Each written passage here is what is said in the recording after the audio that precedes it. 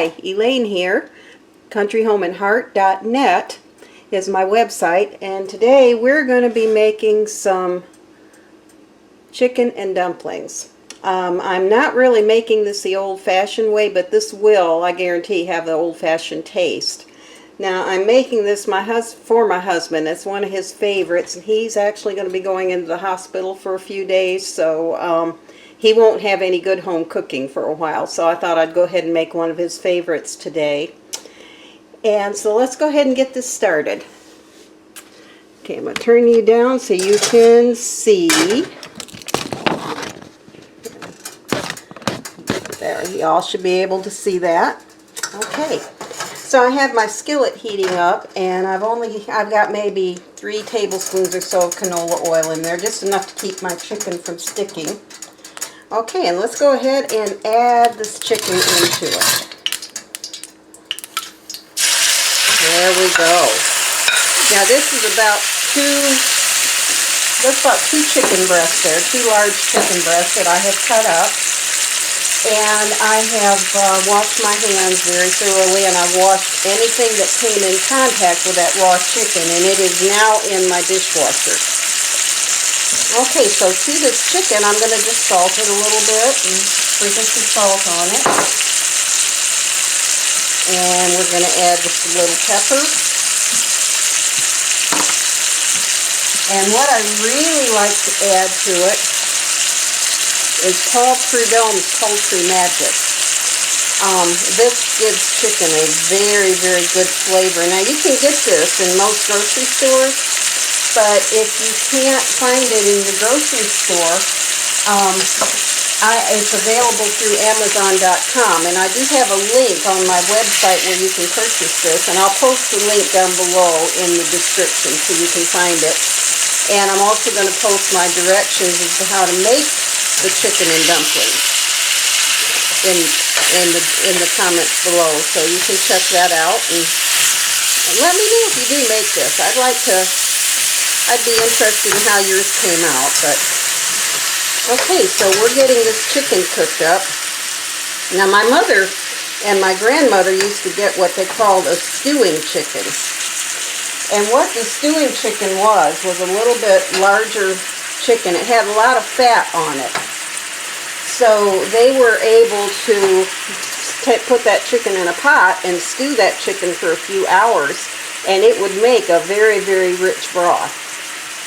And one of these days I will post a video. I'll do that and post a video if I find a good stewing chicken. That sounds like a nice video to do, but to do the real old-fashioned way. But this way works out really well, especially for people that have to work, because you can cook this chicken up in advance and put it in your refrigerator, which is what I'm doing, because I'm not going to be cooking this till later. But I wanted to go ahead and get my chicken cooked now and just get it out of the way.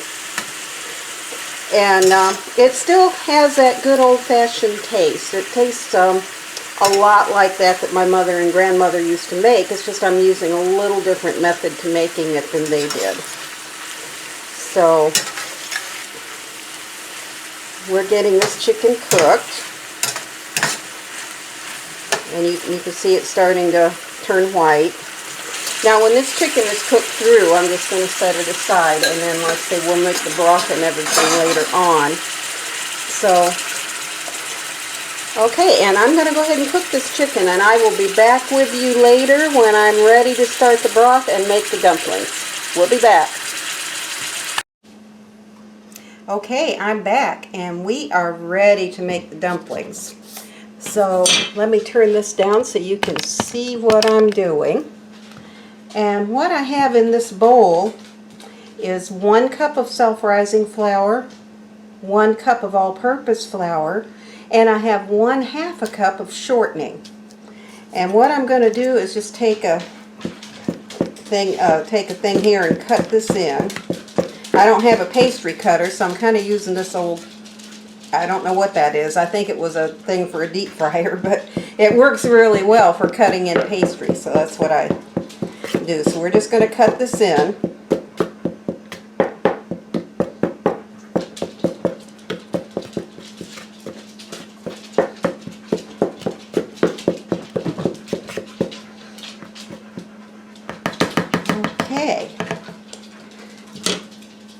then I'm going to pour, this is 1 cup of whole milk. I'm going to pour that milk right in there.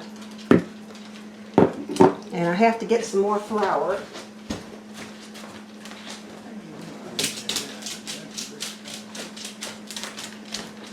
I always leave that in my cabinet and forget it, it seems like.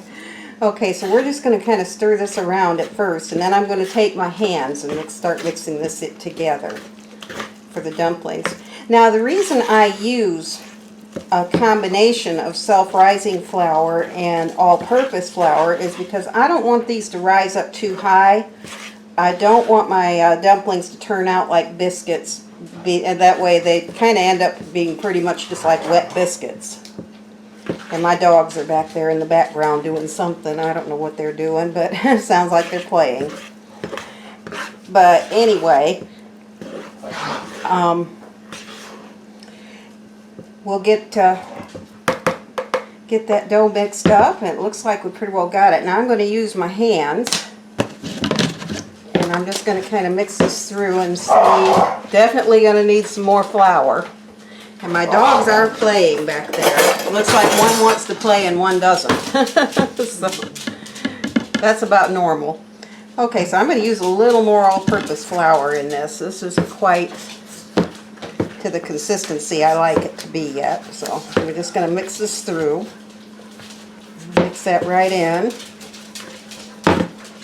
Get that a little stiffer. I like my dough to be a little bit stiffer for dumplings. Now I hear the door. My husband's taking care of the dog issue. He's letting my dogs out. So that's a good thing. Okay.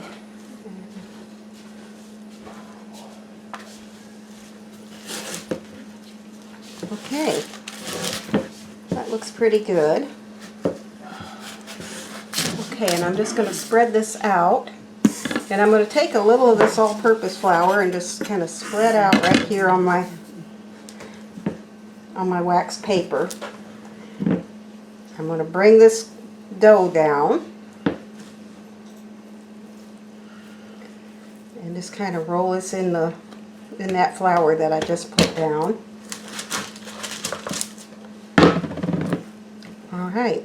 And what I'm going to do is just kind of mash this dough right down. Put a little flour on top of it so it'll handle easier. And I'm just going to mash this down to where it's about 1/4 inch thick. We want this to be fairly thin for dumplings. We don't want this dough to be really, wouldn't want it thick like you'd have it for biscuits. So we're going to make this pretty thin. And I could roll it out, but it's just as easy to press it out with my hands, so I'd rather do that. Alright, and I think we got that. Okay, and I'm going to rinse my hands off.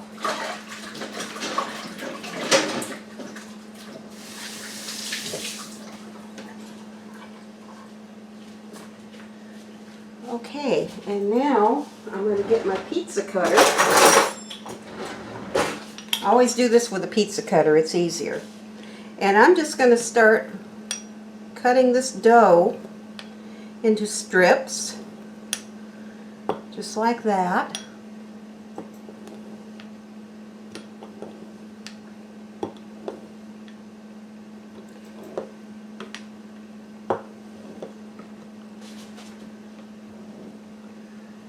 And then, after I get it cut into strips, I'm going to turn this the other way, and I'm going to cut these strips into squares.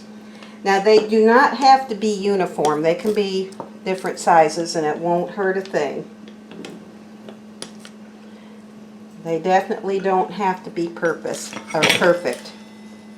Okay, so now that there are our dumplings. So now that I got my dumplings ready, use that little piece of dough right there too. Just put that in there with it. Now that we got our dumplings ready, I'm going to get the broth ready, and I'm going to move y'all over to the stove so you can see how I do the broth. And I'll be back with you in a minute. Okay, I'm back and we're ready to start the broth.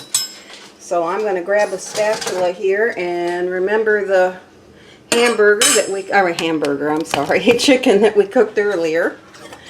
Okay, I'm just going to put that right in this pot. Okay. And let me turn y'all down so you can see better. There we go. Bring you up a little closer there. I think you can see that pretty well. Okay, and to that, I'm going to add a full 32-ounce carton of chicken stock.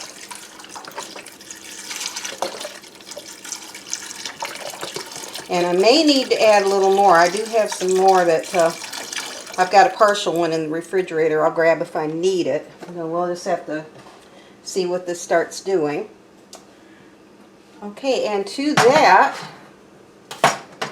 I'm going to add a can of cream of chicken soup. And what this will do, this will help make this base nice and creamy and help it thicken up. And that's what we want to do.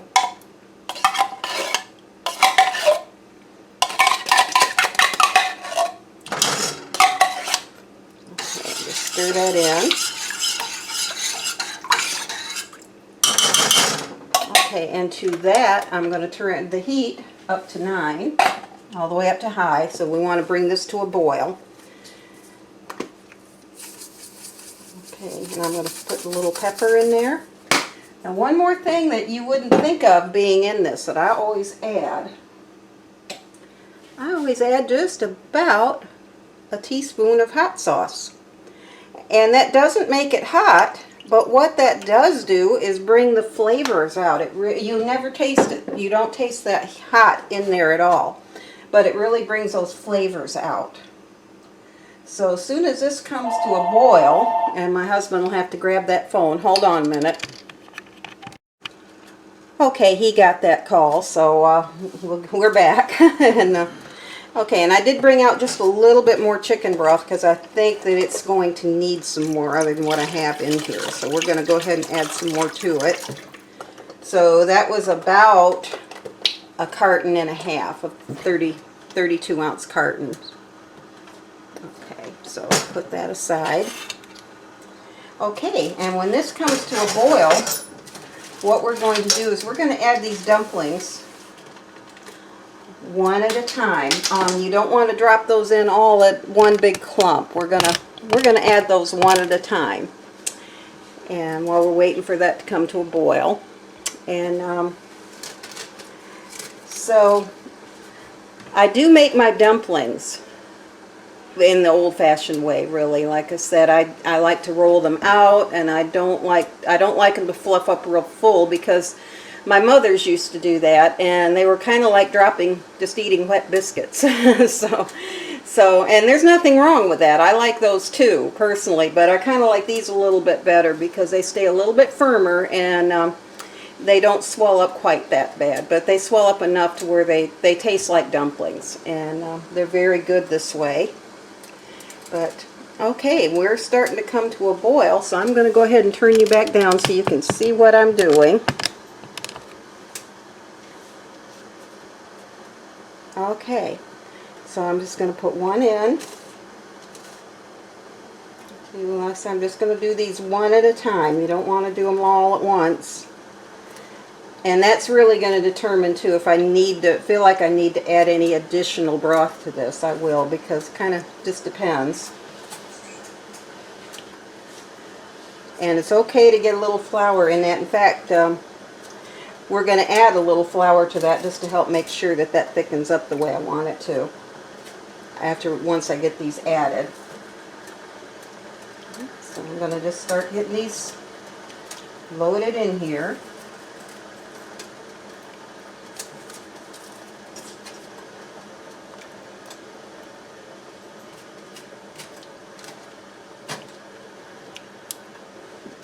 My husband really likes dumplings, so he likes me to make sure that I make a lot. So I typically do make a lot of dumplings.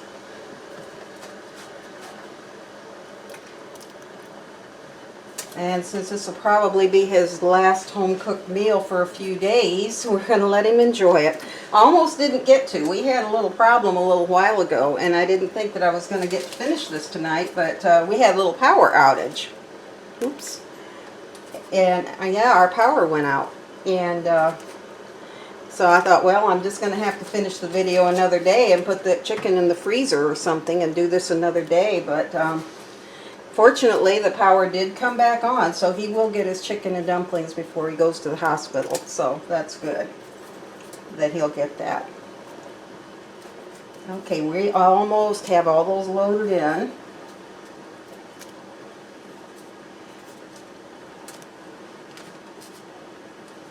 All right, now then, what I'm going to do, I have just a little bit more flour on this wax paper that I used earlier, and I'm just going to dump that right in to the dumplings.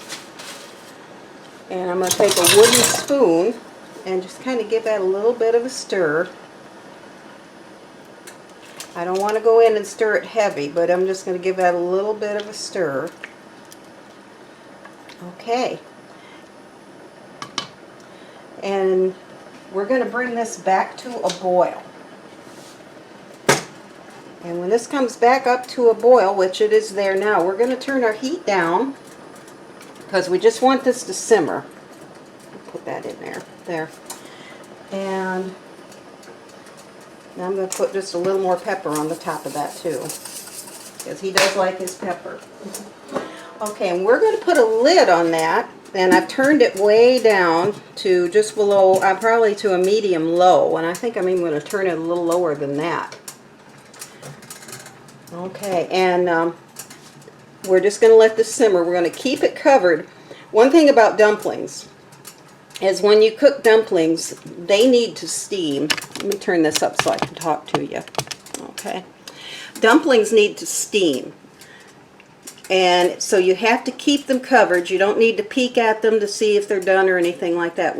They need to steam, because if you don't let them steam, they can become underdone and dry on the top and just not be very good. So we're going to keep these covered, and I'm going to set my timer for 20 minutes. And we're going to just let that go. Like I said, I have my heat turned to medium low, and we're just going to let this go until they're done. And when they get done, we'll be back. See you in a bit. Okay, our dumplings have been cooking for just about 20 minutes, and they look like they're done. I'm going to let you see what they look like in the pot. I just turned the burner off. So, there they are in the pot. And you can see our sauce has thickened up, and it looks pretty good. So I'm going to plate this up, and I'll be back with you in just a minute. Okay, I have this plated up, and we're ready to eat. Over here is my husband's plate, and he got us a little coleslaw. I made this coleslaw yesterday. And there's my plate, and we're ready to eat. Okay, so we will see you next time. Bye for now.